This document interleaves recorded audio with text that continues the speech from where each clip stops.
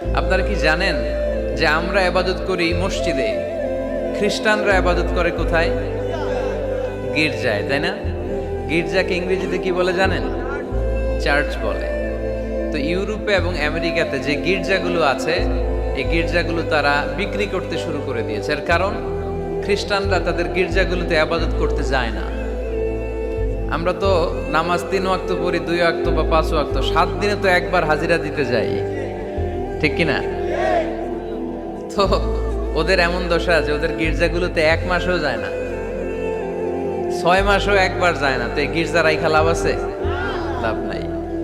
এই গির্জা ওরা বিক্রি করতে শুরু করেছে। আর ওখানকার মুসলিম কমিউনিটির নেতারা এই সুযোগে এই গির্জাগুলো কম দামে কিনে এটারে মসজিদ বানাইতে শুরু করছে। ইউরোপ আমেরিকাতে আলহামদুলিল্লাহ, আপনারা শুনে খুশি হবেন, ওরা ইসলামিক সেন্টার বলে এগুলোকে। কি বলে? Islamic centre.